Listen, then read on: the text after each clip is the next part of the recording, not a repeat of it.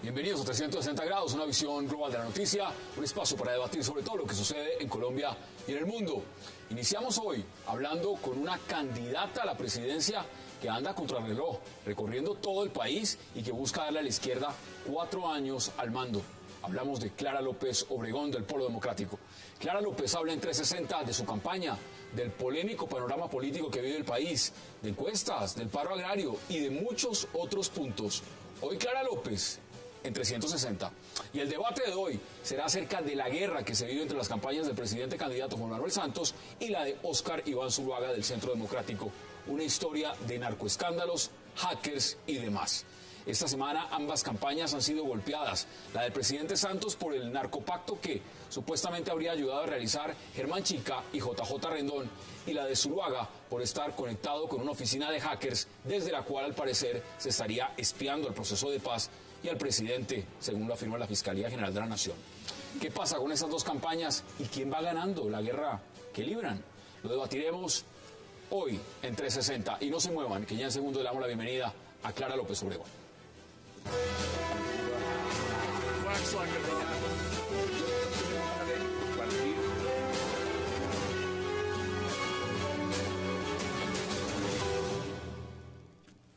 Y qué gusto darle la bienvenida hoy en 360 a la candidata a la presidencia por el Polo Democrático, a Clara López Obregón. Qué placer y gracias por aceptar la invitación. Hassan, muchas gracias por la invitación.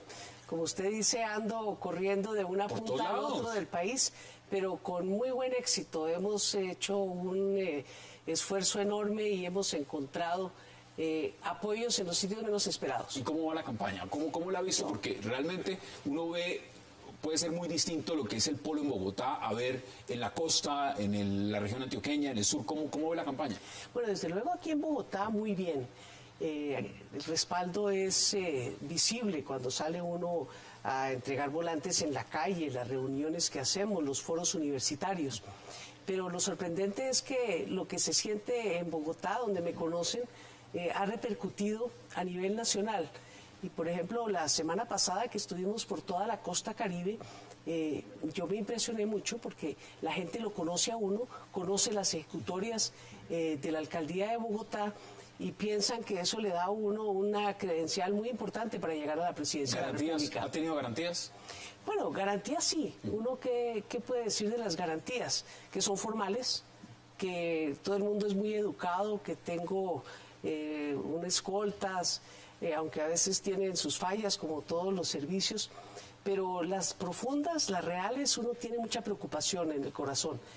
Preocupación por lo que estamos viendo, lo que vimos en las elecciones pasadas, y que las solicitudes que hemos hecho de veedurías en las registradurías para los partidos que no tenemos representación en el Consejo Nacional Electoral, no ha sido posible que las concedan. ¿El tema que usted ha denunciado tan fuertemente la mermelada y eso les ha afectado en esta? Sí, desde luego, uno lo ve que hay menos mermelada, pero el impacto está todavía ahí, porque siguen haciendo promesas, siguen invitando a la gente a través de la presión en los programas sociales del Estado, y nos parece que ese tipo de coacción al votante no es correcta, señala una desigualdad más allá de la obvia, porque es clarísimo que un candidato a presidente pues tiene que tener una ventaja natural que uno no cuestiona, pero uno sí cuestiona la utilización de la fuerza del Estado, de la publicidad del Estado, de copar todo lo del Estado en función de la reelección, particularmente el tema del proceso de paz, que es el más preocupante, porque esa es una política que le interesa a todo el país. Y parcializarla me parece que es un desacierto de parte del presidente Santos. ¿Cómo ve la campaña, no solamente la suya, si me refiero a los acontecimientos que están pasando? Hoy vamos a debatir en cuestión de minutos. Vamos a estar debatiendo lo que ha pasado recientemente con Óscar Iván Zuluaga, también con el presidente Santos, este escándalo de JJ Rendón y los 12 millones de dólares, lo del hacker. ¿Cómo ve todo esto que está pasando? Con desconcierto. Yo vengo de una reunión de maestros. Y yo, hablando sobre el tema, me volví a sentir como se tiene que sentir cualquier madre o padre de familia. Es un asunto enfrentamiento en las profundidades en que ha caído, muy poco edificante, muy mal ejemplo para los jóvenes, para las futuras generaciones. ¿Es guerra sucia o es otra cosa o cómo lo plantea? Es que hay de todo. Y por encima de todo, lo que sí deja al descubierto es la necesidad de retomar la consigna de Jorge Eliezer Gaitán ya hace 60 años, de 1948. Aquí tenemos es que proponer un gran pacto nacional por la restauración moral de la República.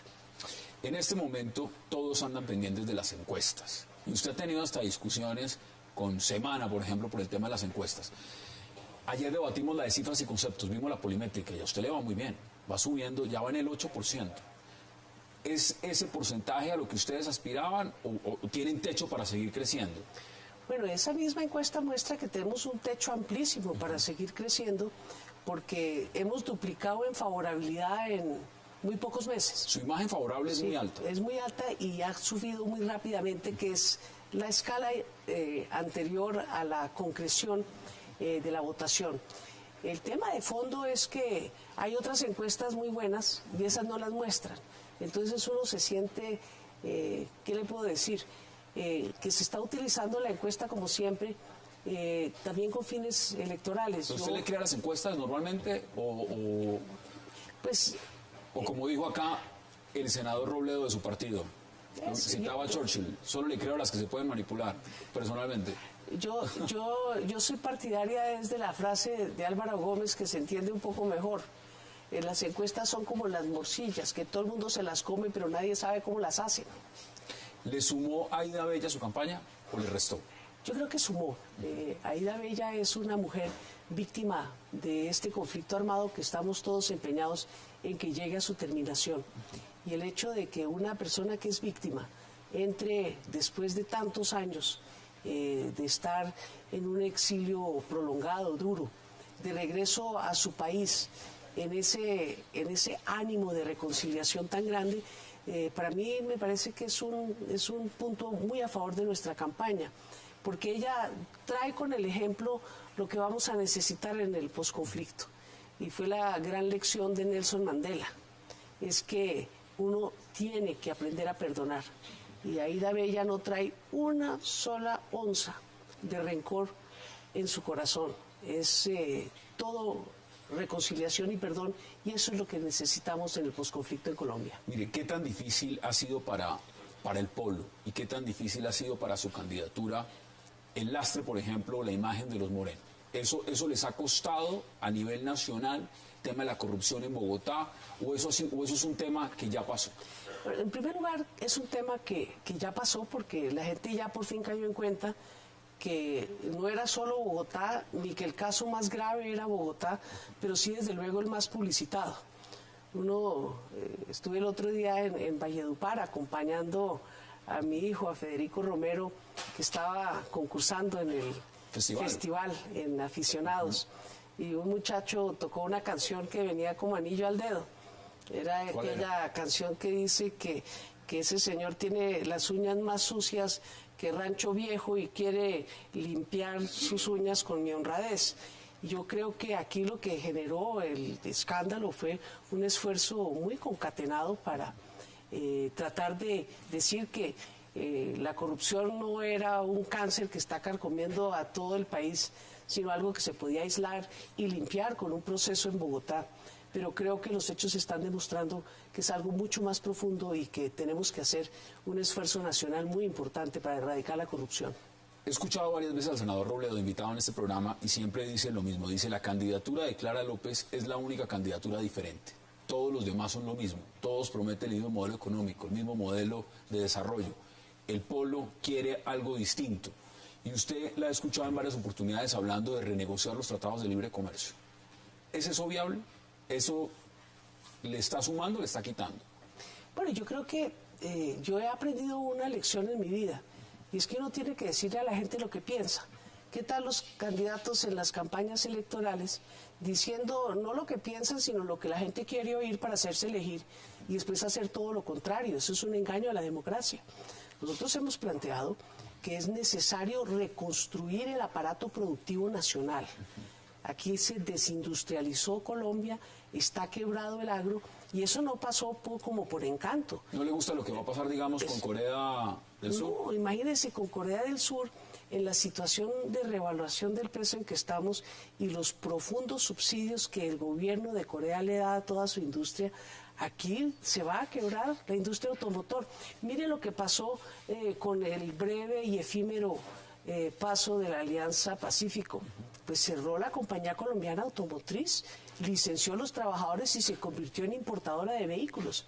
Son 200.000 trabajos, más o menos decentes, formales, con prestaciones sociales, los que se van a acabar en autopartes, en metalmecánica, en automotriz, con la entrada en vigencia de este tratado y de manera rápida. ¿Cómo ve un país como Colombia, donde hace unos días estábamos todos centrados en un paro agrario, un tema realmente importante, y con dos noticias, un escándalo de los hermanos Combay, 12 millones de dólares, y luego un hacker, tumban en la agenda noticiosa absolutamente todo lo que hay, y ustedes han propuesto desde su campaña una gran reforma en el tema agrario? ¿Cómo ve eso? Y tumban el debate de las propuestas.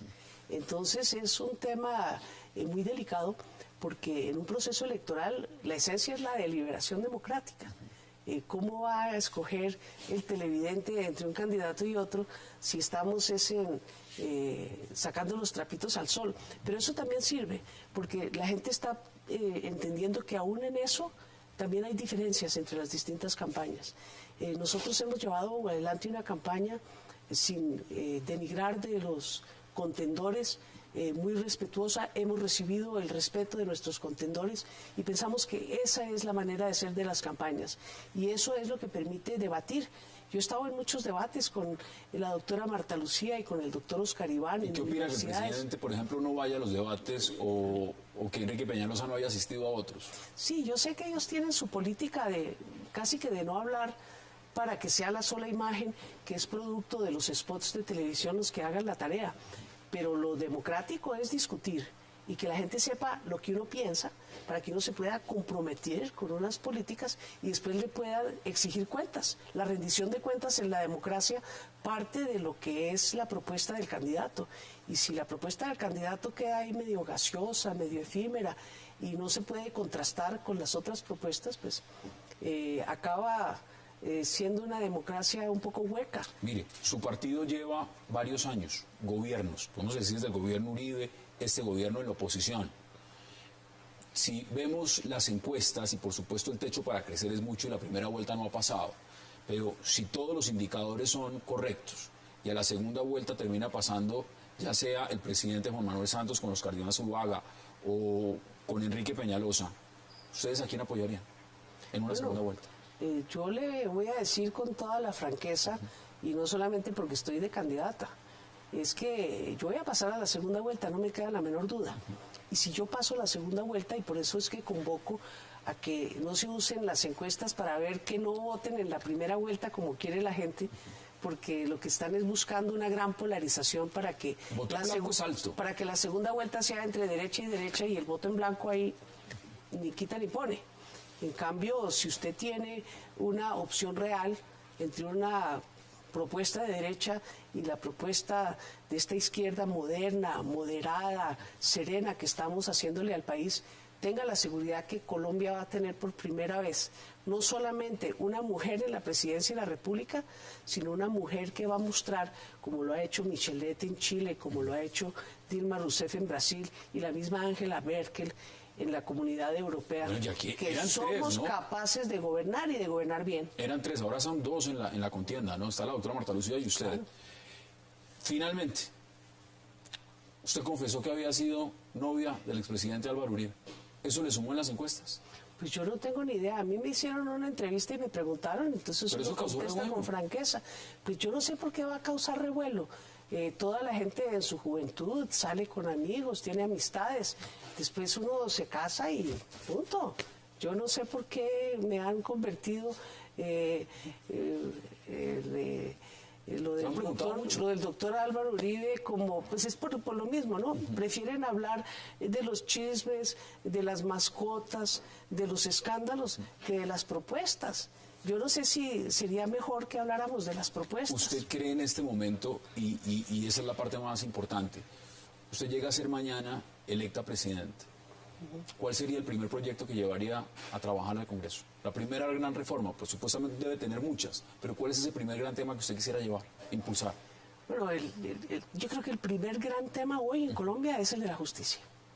Aquí no Nos quedaron debiendo una, ¿no? Una reforma. A nosotros han quedado debiendo todas las reformas de verdad, porque 250 leyes se han pasado por el Congreso de la República. Pero para la restauración moral de la República, una justicia que funcione. No una justicia espectáculo, ni una justicia costosa, ni una justicia que no llega a culminar ninguno de los procesos. Creo que el tema de la justicia es un tema de fondo. El tema educativo es otro tema de fondo. Nosotros tenemos que garantizar la financiación de la universidad pública. Esto no puede seguir siendo que permitamos que se autodestruya por falta de recursos uno de los grandes patrimonios como es la Universidad Nacional de Colombia, que figura siempre en los primeros lugares como la mejor universidad del país. Y desde luego nosotros tenemos que garantizar la salud. La salud es un derecho fundamental que está muy mal atendido por las EPS, y finalmente el viraje del modelo económico pues no se hace a punta de leyes, se hace también en un proceso de discusión y de concertación. Yo he planteado que nosotros tenemos que convocar a todos los sectores interesados a una gran discusión pública, porque se trata de generar los consensos necesarios para hacer un viraje tranquilo y sereno. El tema de la paz, ¿lo siguen impulsando? Y lo vamos a llevar a feliz término, pero en un cese al fuego. No podemos seguir negociando en medio de la guerra, que es una fábrica de víctimas. Doctora Clara López Obregón, como siempre, un verdadero placer. Gracias por aceptar esta invitación con la audiencia 360 y la mejor de las suertes en esta campaña, en lo que queda. A usted. Muchísimas gracias. Vamos a la pausa en 360 porque regreso el debate. Ya volvemos.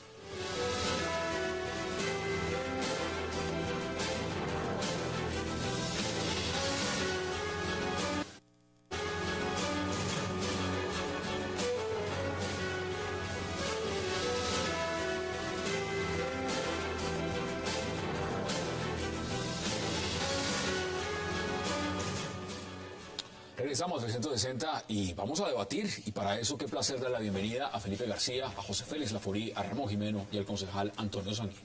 Caballeros, qué placer y gracias por aceptar esta invitación. Muy buenas. ¿Cómo ven la cosa? ¿Cómo la ven? Yo la veo muy sencilla.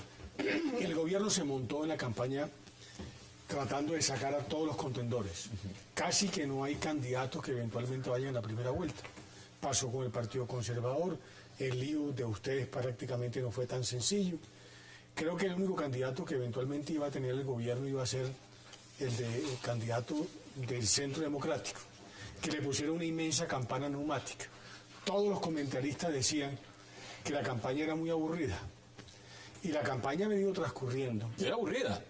Pero porque tampoco había espacios para que fuera de otra manera antes del 9 de marzo. Y ahora lo que vemos es que la inmensa capacidad que tienen los medios de comunicación de tratar de montarse en escándalos que eventualmente logren amainar hechos que realmente merecerían un mejor tratamiento y mucho más rigor, como el caso de JJ, simple y llanamente. Acá hay un tema, y se los voy planteando de una vez. Yo le preguntaba a la doctora Clara López, estábamos hace unos días hablando del tema del paro agrario. Y ahora está el escándalo de JJ Rendón, y eso duró 24 horas, y ahora estamos con un hacker. ¿Usted cómo ve eso? Creo que la campaña, para volverse interesante, las campañas recurren a estas prácticas sucias que en muchas partes del mundo se utilizan. En Estados Unidos pues fundaron ese método de hacer campañas, es famosa el caso de Dukakis, el caso de Watergate, el caso de La Paz, que fue lo más grave, que causó 20.000 soldados muertos en Estados Unidos cuando Nixon le pidió a Vietnam que no firmara o no empezara el acuerdo de paz con Estados Unidos para que Johnson no ganara. En fin, lo que está pasando es que al haber una polarización, los dos empiezan a jugar sucios, y sobre todo porque tienen personas muy radicales en la campaña. JJ Rendón no se caracteriza por hacer campañas suaves, sino al contrario, por traer ese tipo de Ya no ingredientes está, ¿no? en las campañas. Pues, eso se puede hacer por internet muy fácil, o Entonces, por otras puede bambalinas renunciar, está pero ahí. puede seguir dando consejos a quien quiera. ¿Usted cómo lo ve? Porque ahora la campaña de Oscar Iván Zuluaga la tienen contra las cuerdas con un señor que es un hacker, el señor Sepúlveda. El señor fiscal salió en televisión y dijo, mejor dicho, Juliana Sánchez queda en pañales, estaba atentando contra el proceso de paz, estaban infiltrando al presidente. ¿Cómo ve todas esas acusaciones? Mire, a mí me parece, Hassan, me parece mucho más preocupante que nuestras instituciones estén en función de hacerle el juego que mencionaba Pepe a los medios de comunicación, única y exclusivamente para tapar temas muy delicados. A mí me parece que lo de JJ Rendón no se puede tapar con el hecho de que renunció. Es que lo que es claro, y esto es que proveniente de los mismos medios, es que prestó una asesoría. Y si como consecuencia de esa asesoría recibió un pago, o cualquiera que lo hubiera recibido de unos narcotraficantes, pues debía estar en la lista Clinton. Porque es que no se nos puede olvidar. ¿Y el señor Chica? No, es que no, y el señor Chica. Peor. Peor, es que no se nos puede olvidar que cualquier persona, para prestarle una asesoría a unos narcotraficantes, de acuerdo con la OFAC, tiene que pedirle La comisión no fue chica. permiso a la Secretaría del Tesoro. Un abogado que va a defender a un narcotraficante necesita permiso previo antes de empezarlo a atender. A ver, el fiscal no Y el salió a fiscal- dar rueda de prensa. El ni nada fiscal por no el dijo estilo. ni una sola palabra en esas primeras 24 horas y lleva 2 días en los medios de comunicación por cuenta de un hacker. Felipe, eso lo que quiere decir es que es mucho más inteligente la campaña de Santos, que cuando tiene ese escándalo, lo tapa con un escándalo que es más atractivo para los Más medios. que un tema de Falta inteligencia es que las instituciones no pueden estar al servicio de usted los. también El puede- Congreso no puede pedir. Los medios no están al servicio de nadie, sino de la información. No, está hablando del Se lo fiscal, planteo de está otra hablando de la forma. fiscalía, está hablando del Si el Congreso. señor Enrique Peñalosa de la Alianza Verde estuviera en el 19%, no en el 10%, y no estuviera más arriba, de pronto le destapan quién sabe qué, o cómo lo ven ustedes. No, yo creo que, digamos, el espectáculo es un poco dantesco. Estamos empezando a ver una carnicería en esta campaña que yo creo que es lamentable porque, digamos, lo más aconsejable sería que esta campaña se calentara alrededor del debate sobre tesis y propuestas del país. No van a los debates, ¿no? Empezando por- Ahora, quiero decirle lo siguiente. A mí me parece que aquí no solo hay un problema mediático, ni solo hay guerra sucia, sino que hay hechos muy graves. Porque lo que hemos conocido en relación con JJ Rendón y con el doctor Germán, que demuestra que la comisión no era chica, ¿no? Era Nada una comisión de $12 millones.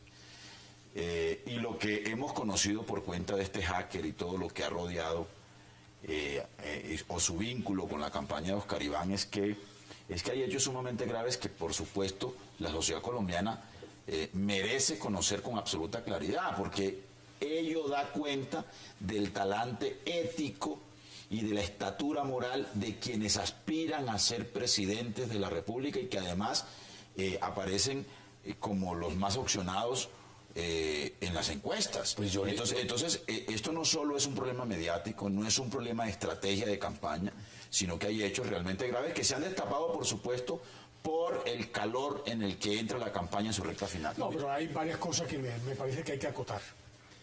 Si mañana cualquier persona que vinculada a Fedegan va y comete un atraco o un asesinato, ¿cuál es la relación de causalidad entre los hechos que comete este individuo con Fedegan? No, aquí pongamos las cosas en su lugar. Este es un hacker profesional que había sido contratado, entre otras cosas, por JJ. Hizo la campaña de Peña Nieto y venía trabajando de tiempo atrás con una persona pues que, como acaba de decir Ramón, pues no se ha caracterizado por juego limpio. Por consiguiente, es evidente que él venía con una práctica ya, y vaya usted a saber si terminó siendo... tengo que ir a una pausa. Pero quería Pero doctor Laforí, se lo voy a poner, digamos, de menor tamaño. De menor tamaño. Como usted, El doctor Oscar Iván Zuluaga dijo que este señor Sepúlveda había sido contratado para la seguridad informática de su campaña. Eso es lo que hace- Imagínese eso es lo usted que el hace- criterio de selección eso es lo de que quien va a hace- ser presidente de Colombia respecto a la seguridad de su Vamos a la Eso pausa, hace- vamos a la pausa, porque les voy a contar, aquí tengo información que nos llegó a Cable Noticias de lo que dijo el señor más o menos en la fiscalía, y al volver de la pausa les digo todo lo que contó. Vamos a la pausa en 360.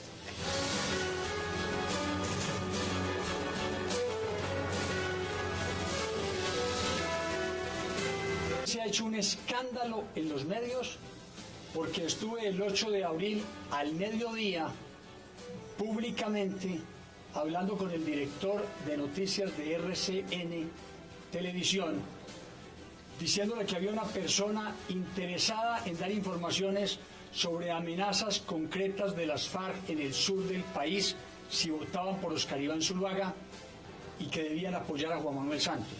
Por eso yo me retiraré de mi cargo como director espiritual de esta campaña y seguiré trabajando desde la calle. Pero no quiero que utilicen, si fue un error, ir a decirle a un director de un medio de comunicación que alguien quiere presentar una denuncia tan grave, ese error no puede afectar a Oscar Iván Zuluaga.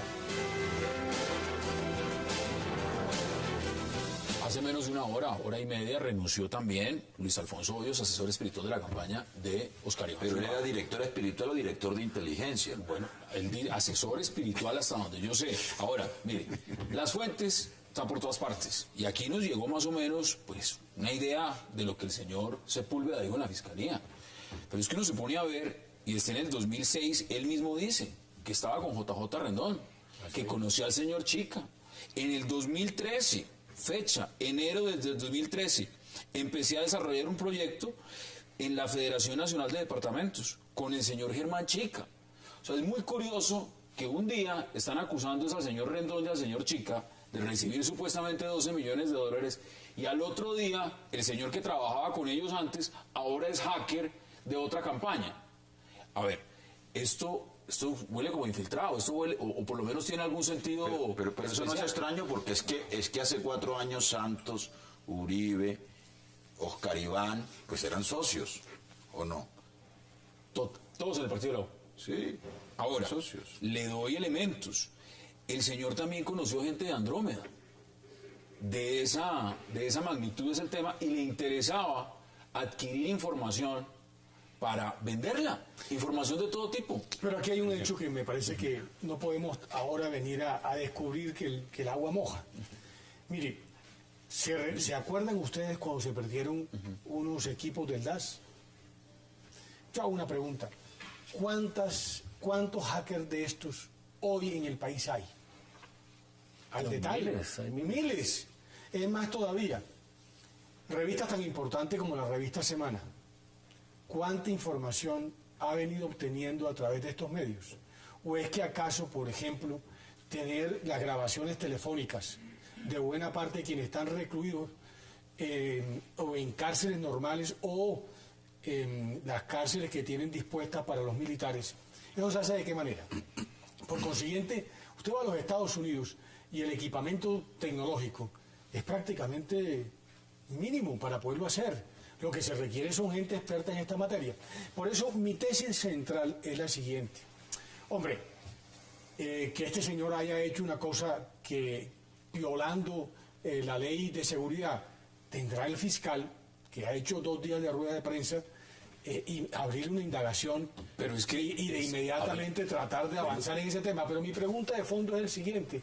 ¿Qué pasó con los 12 millones de dólares? Que dice muy bien el concejal que no es una comisión chica. Pero es que este señor además dice en lo que se podría llamar, yo no soy abogado, eso es la indagatoria, cuando estás en la fiscalía rindiendo testimonio, cuando lo llaman. Eso debe ser libre. Le doy un extracto. Es que este señor lo conocían hasta en la SIJIN. Mi contacto en la SIJIN era el teniente tal. Estuve también en la dirección de la Policía Nacional hablando con un general, dice el nombre, para aprovechar contactos en la policía para entablar todo un mecanismo de protección. Es decir, este señor no es un desconocido que apareció hoy de la noche a la mañana para las autoridades manejando las redes sociales en una campaña. Lo conocen en la SIJIN, lo conocen en la Policía Nacional, lo conocen en el partido de la U, trabajó con JJ Rendón.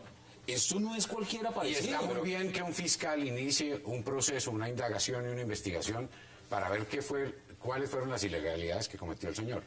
Pero eso es una cosa, y otra muy distinta es que por tener un contrato que precisamente lo que busca es seguridad informática para una campaña, se vincule a la campaña con eso. Son dos temas completamente Lo distintos. importante es que el resultado electoral se va a producir primero que el resultado de las investigaciones de la Fiscalía y judiciales. O sea que el impacto en la campaña de Zuluaga o en la campaña de Santos por el caso de Chica y JJ es lo que se va a ver primero que los resultados judiciales, y eso es lo importante. O sea, las campañas usan este tipo de personajes aquí y en todo el mundo que tienen que hurgar y buscar y escarbar en la vida privada de los candidatos para ver qué cáscara le votan para que pierda votos. Porque en las campañas reñidas, y esta tiende a ser reñida cada día más, pues la forma de garantizar el triunfo es poniéndole zancadilla al candidato, sacando este tipo de cartas. Y hackea a todo el mundo. Pero no todo el mundo tiene la habilidad de hacer esas trampas, no todo el mundo tiene las agallas de atreverse o a infiltrar a alguien o a hacer un operativo. Aquí queda claro, después de leer este documento, que el señor lo que estaba buscando era información para vender. Ahora, ¿venderle a quién? Pero es que no es un simple mercenario. Yo quiero llamar la atención sobre lo siguiente. Y a mí me parece que es bueno que el país conozca las explicaciones suficientes sobre el tema, así prosiga el proceso penal que ya ha abierto la Fiscalía, que ojalá abra con la misma fuerza respecto al tema de Chica y de JJ Rendón. Pero aquí hay un campo común que es absolutamente evidente. Usted coge los trinos del tipo y de su esposa, ¿no? Son enemigos del proceso de paz, ¿no? Usted escucha las declaraciones del doctor Luis Alfonso Hoyos, que lo llevó a que le diera una información a RCN contra las FARC, ¿no?, respecto a la actuación de esta organización en la campaña electoral.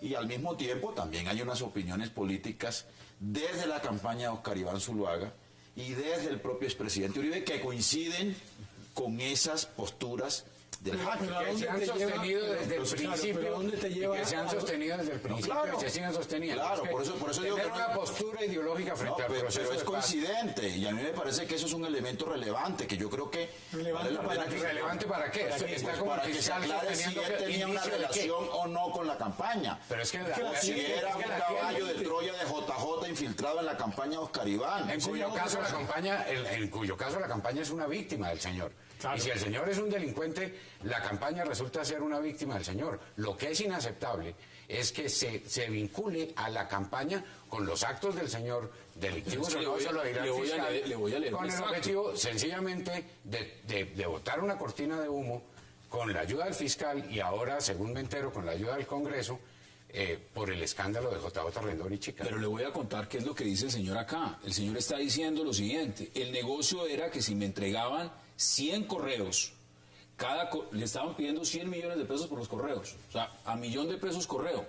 Esos correos, por supuesto, información para analizarla y perfilar quiénes eran las personas que tenían acceso de diferentes miembros de la FARC, entre ellos personas que estaban en La Habana.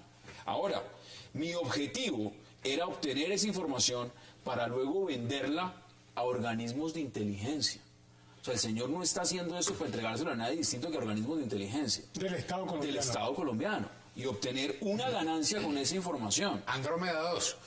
Esto es lo que dice el señor. Entonces, la pregunta que hay que hacerse es, ¿esto se investigó desde antes? ¿Se sabía? ¿Esto se planificó? ¿Esto llegó con temor de encuestas? ¿Cómo llegó? Y pregunto una cosa, ¿y qué ha dicho el ministro Pinzón?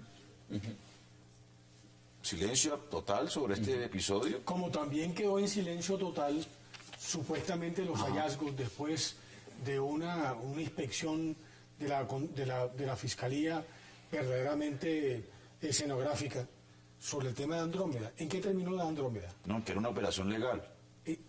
Terminó diciendo el ministro. Pero el presidente empezó por lo contrario y terminó también en lo otro. ¿Qué terminó? ¿Qué pasó allí? Aquí hay una serie de cosas que definitivamente la opinión pública hay que aclarárselas, porque no es claro, no es evidente que lo que está pasando en La Habana, hay una cantidad de suspicacias, incluso de los organismos de inteligencia de la misma fuerza pública. Bueno, aquí le está contestando a usted JJ Rendón, que lo está viendo en este momento, y le manda a decir al señor Felipe García que en el tema de la lista Clinton, en el caso de él, y lo leo textualmente de su cuenta de Twitter, dice, sí, y pone punto de interrogación, basado en chismes, interpretaciones y comentarios sin prueba alguna. Se lo está mandando directamente. Eso es precisamente lo que las autoridades deben investigar, porque si recibió el dinero, efectivamente es así. Porque es dinero del narcotráfico. Estamos basándonos única y exclusivamente en lo que publican los medios de comunicación. No, es una declaración judicial entregada por los Comba en los Estados Unidos. Además, las autoridades americanas tendrán que decir alguna cosa con respecto al tema, porque esto no fue una declaración que le dio Comba a un compañero de andanzas. Y el señor Fue fiscal. ante autoridad judicial en los Estados Unidos. Y el señor fiscal, se trata de un narcotraficante Yo lo que creo es colombiano. que se estaba muriendo de la risa JJ Rendón porque logró el objetivo, era romper la línea de crecimiento de la campaña de Zuluaga. Este evento le rompe ese crecimiento y ese era el objetivo que seguramente JJ Bueno, estaba pues buscando. ahí y lo nos está logró. viendo. Vamos a la pausa en 360 y ya regresamos.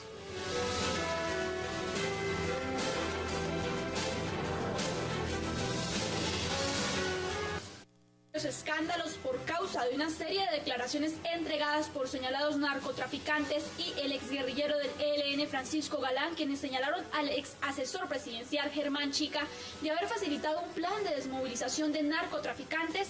El funcionario renunció a su cargo como presidente de la Federación de Gobernadores. Chica, quien sería el hombre que comenzó con el famoso tema de la mermelada en el gobierno de Juan Manuel Santos, aseguró que su dimisión era un hecho y que esperaba reunirse el próximo viernes con el Consejo Directivo de la Federación. El exfuncionario, quien fue asesor presidencial, era el encargado de las hojas de vida y de los nombramientos en cargos oficiales de las personas que eran recomendadas por algunos congresistas, actividad que no estaba dentro de las funciones legales de un servidor público. Pero el escándalo estalló cuando la semana pasada el columnista Daniel Coronel reveló declaraciones del narcotraficante Javier Calle Serna alias Comba, quien le dijo a las autoridades que él y otros narcos habrían destinado $12 millones al estratega político JJ Rendón para que le hiciera llegar al alto gobierno una propuesta de desmovilización. Sin embargo, la vinculación de este hombre fue mayor cuando JJ Rendón negó haber recibido ese dinero. Esta es la segunda renuncia en menos de 3 días relacionada con el plan de sometimiento presentado al gobierno del presidente Santos, que buscaba la entrega de narcotraficantes. Regresamos a 360. Les voy a leer otro extracto, muy breve. Cuando le preguntan al señor Sepúlveda que cuáles son sus nexos en la política, dice: mis nexos con la política iniciaron por el partido de la U y últimamente se encontraban por el Partido Centro Democrático. Respecto a la relación de los políticos con diálogos de paz o en La Habana, ni relaciones ninguna.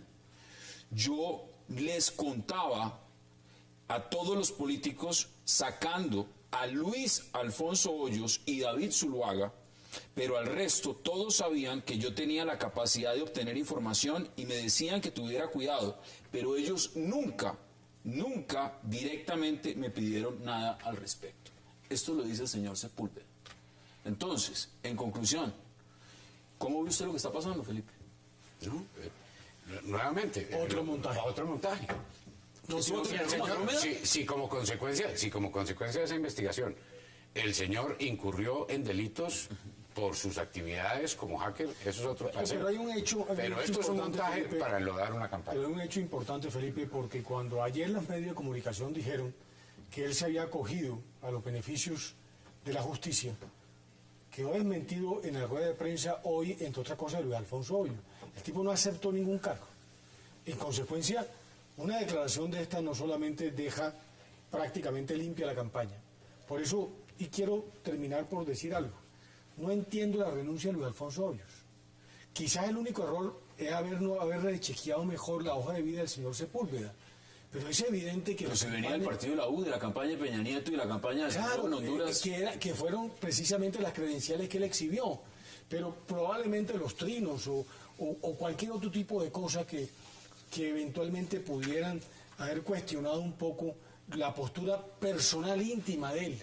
Pero el resto yo no encuentro ninguna razón, sino otra cortina de humo como lo fue Andrómeda. No, pero él está diciendo que tenía una relación con políticos del partido de la U y con políticos del Centro Democrático, y que esos políticos saca, digamos, en limpio a Oscar Iván y a Luis Alfonso Hoyos, pero dice que esos políticos sabían que él obtenía información. Ahora, aquí hay un hecho también relevante, es que pues lo que ha dicho el fiscal hasta ahora es que esa oficina del señor Sepúlveda estaba dedicada a torpedear y a infiltrar el proceso de paz, que es un asunto de alto interés nacional. Yo creo que la delicadeza de la acción de este personaje es precisamente, consiste también en el tema y en el asunto en el que estaba inmiscuyéndose y la manera como eso estaba filtrándose, digamos, a actores políticos relevantes en una contienda presidencial. Ese es uno de los temas. Ahora, hay otro tema, y se nos acaba el tiempo, pero quiero ponerlo sobre la mesa. ¿Usted leyó la última columna de Fernando Londoño? Leída. ¿Cómo le parece esa columna? Me parece que es la última columna de él en El Tiempo. ¿Y usted alcanzó a leer una columna de Gabriel Silva cuando comparaba al expresidente Uribe con Pablo Escobar? Sí, también la leímos. ¿Y el tiempo dijo algo con esa columna? También hubo cierto debate, pero el alcance del contenido es totalmente distinto. Veamos un pedazo de la columna de Fernando Londoño. Son desconcertantes las similitudes entre el itinerario delincuencial de Samper por conseguir la presidencia de la República y el de Santos para preservarla y sumarle la gloria, la fama, la apoteosis romana que le abrieron a su codicia ilimitada. Viene la inmensa sorpresa, el plan se congela y la gestión de JJ Rendón, el hermano de bellaquerías de Santos, queda sin la última respuesta. El presidente archiva el plan y su fiscal Vivian Morales no encuentra interesante proseguir esa negociación, la mayor de la historia con una empresa criminal. Faltaban detalles que se perfeccionarían en el camino. Un marco para la paz con impunidad, un fiscal colaboracionista que andaba bien dibujado y sacar del escenario a los posibles opositores. Matar a Álvaro Uribe o acribillarlo en la comisión de acusaciones, asesinar a Fernando Londoño para advertir a cualquier imprudente el costo de oponerse, neutralizar las fuerzas militares para desaparecerlas en el momento oportuno. Los 12 millones de dólares son la menuda de todo este aparato, pero con la mafia no se juega. ¿Qué opina de la columna? Pues mire, yo creo que la columna es la visión de alguien que desde su propia orilla está advirtiendo al país de los riesgos que tiene negociar con el narcotráfico, incluso los riesgos que ha traído el proceso de paz, entre otras cosas la afirmación que hace en torno a las fuerzas militares, que yo creo que el país debería tomar mucho más en serio. Pero regreso a su analogía, es evidente que el señor Gabriel Silva prácticamente le adjudica un calificativo o le ha venido adjudicando calificativo a Uribe hasta el extremo que lo compara con Pablo Escobar. En Colombia no puede seguir existiendo victimarios y víctimas de primera y de segunda. Aquí la manera como se juzga unos hechos no tiene la misma rasante que como se juzga otros hechos. La convención uribista nos recordó que, como en el caso de Pablo Escobar, quien no jure fidelidad es hombre muerto. Las palabras que se usaron son del mismo calibre que las que imperan en los códigos de la mafia. Hubo una emulación de esas ideas, sino de servilismo, dice Gabriel Silva en una columna que se llama El Patrón. El patrón. El patrón se llama. ¿Aun cuando se refiere a Uribe o a Pablo? No, pues es precisamente, pues está hablando del patrón. Ahora, la pregunta es, claro, y evidentemente es una columna de opinión. Ahora, ¿el periódico El Tiempo dijo algo de esa columna? Claro, hubo un debate bastante fuerte. Pero la opinión pública no hubo editorial. Es la polarización. La opinión pública no se enteró de ese debate. Ni fue materia de una editorial. Tal vez no, pero hubo bastante debate sobre esa columna. ¿Y quién se es la enteró de ese polarización debate? electoral. Yo creo que no es un tema de periodismo ni de espionaje o no, sino de las campañas cuando se polarizan, recurren a todo tipo de prácticas, desde columnas radicales como esa, que en sentido estricto no es una columna de opinión, sino es una herramienta para atacar a un contrincante en campaña electoral. Pero es una acusación judicial, Ramón. De las elecciones. Y es una acusación Claro, judicial. por eso insisto en que el tema es electoral, porque la decisión judicial va a venir después del daño electoral que produce. Y si no es este señor, va a ser otro señor. Y el allanamiento se produce justamente después del caso JJ y Chica, para tapar un evento con el otro, y si se cae una campaña, pues se caen las dos en la línea electoral y de pronto surge Peñalosa. Pero ese es el punto central. Y estas columnas se están usando es para reducir los votos de una persona o de la otra. Quedan 30 segundos. ¿Cuáles son sus conclusiones? No, que ojalá... ¿Qué vamos a ver en esta recta final de esta? Que ojalá los candidatos en contienda compitan más con las propuestas y con los planteamientos sobre los temas del país. Ese sí es el país que soñamos. Y menos Pero tiene que decir con la Enrique cantidad, Peñalosa que diga los y menos votos. con la cantidad de escándalos que cada uno tenga. ¿Sí? Sí, es el país que soñamos. Pero Tampoco yo, le pues, gusta debatir a Enrique. bueno, pues va a ir a los debates. No Y fue está haciendo aquí, los- no vino y se va a estuvo en los debates de Teleantioquia la semana pasada. Pero, por ejemplo, mira, ¿sí? ayer Y va a estar en el 1500 debate del Espectador, y va a estar en el debate de Caracol. Pero O sea, ayer 1.500 ganaderos recibieron a Marta Lucía, a Clara López, que le fue magníficamente bien, y a Oscar Iván. Hice todo el esfuerzo para que fuera Enrique Peñalosa. No fue. Yo concluiría con una cosa. 20 segundos. Los medios de comunicación deberían de ser menos alarmistas para darle espacio a este tipo de escándalos que le restan espacio para los grandes debates nacionales. Veo uno las campañas muchas veces asfixiadas, porque salvo lo que es la propaganda que se contrata directamente, los espacios son bastante reducidos. Pepe Félix, pensé que ibas a decir que los medios debían ser menos santistas. Además, conclusiones. yo 20 segundos. pienso que los columnistas y particularmente las columnas de opinión siguen siendo columnas de opinión. Yo pienso que la responsabilidad de los medios está en convertir escándalos en los que además la institucionalidad participe para evitar que haya debate. usted me deja hacer un llamado. Me nacional? refiero al Congreso, me refiero al fiscal. Y no podemos convertir el debate político en debate jurídico cuando no tiene elementos 10 segundos, jurídicos. porque me toca Es que como habían dicho, con toda razón, que el paro agrario desapareció de la agenda por cuenta de todo este escándalo. Ahora sí no existe. Quiero hacer un llamado de atención a la fuerza pública. Hay 5.000 campesinos en el corregimiento de Norián, en el municipio de Aguachica, que lo conoce usted muy bien, doctor. Y allá nos ven José también. Félix, que están siendo agredidos por la fuerza pública. Son 5.000 campesinos que no están ni invadiendo la vía, sino que están reclamando sus derechos y que deben ser atendidos y respetados adecuadamente. Esas son las posiciones. Concejal Antonio Sanguino, como siempre, un verdadero placer. Gracias por aceptar la A ustedes, invitación. muchas gracias. Jimeno también, gracias. Felipe García y José Félix Lafori. El tal paro no existe. Y a ustedes, gracias por acompañarnos. Repetición, 11:30 de la noche. Nos vemos mañana en la misma hora, 8 p.m., para seguir debatiendo toda la agenda política de Colombia y del mundo. Gracias por acompañarnos.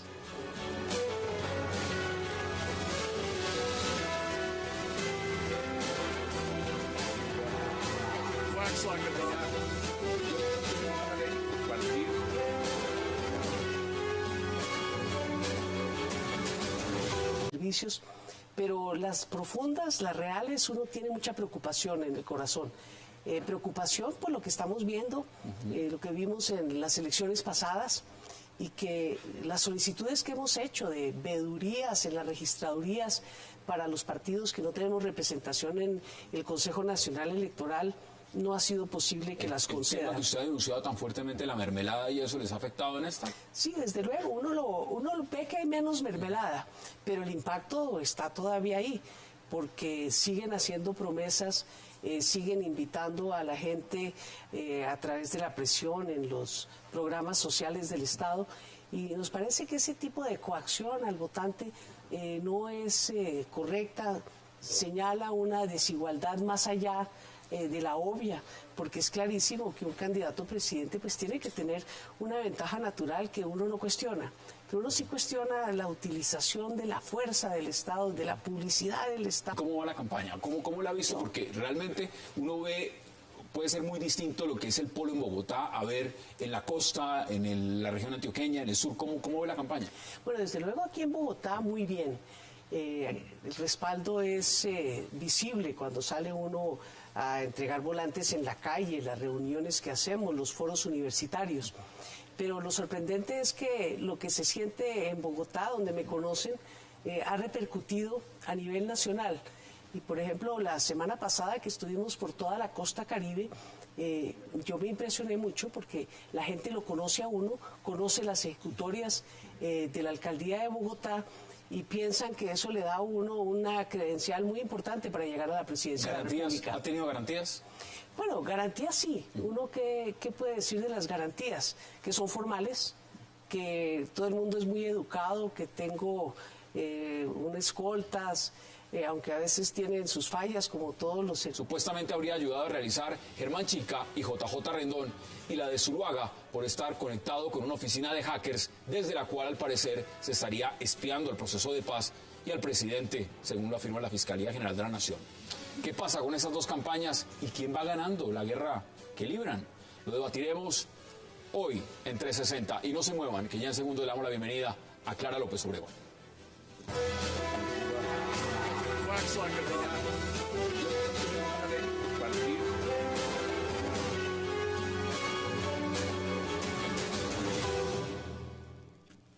Y qué gusto darle la bienvenida hoy en 360 a la candidata a la presidencia por el Polo Democrático, a Clara López Obregón. Qué placer y gracias por aceptar la invitación. Hassan, muchas gracias por la invitación.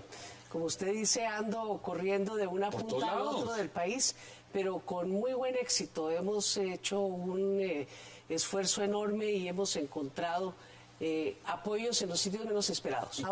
De copar todo lo del Estado en función de la reelección, particularmente el tema del proceso de paz, que es el más preocupante, porque esa es una política que le interesa a todo el país.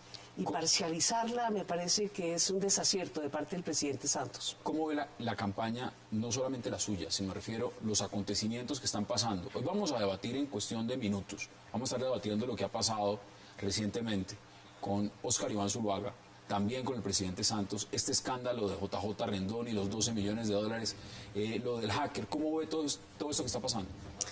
Con desconcierto. Yo vengo de una reunión de maestros y yo, hablando sobre el tema, me volví a sentir como se tiene que sentir cualquier madre o padre de familia. Es un asunto, este enfrentamiento en las profundidades en que ha caído, muy poco edificante, muy mal ejemplo para los jóvenes, para las futuras generaciones.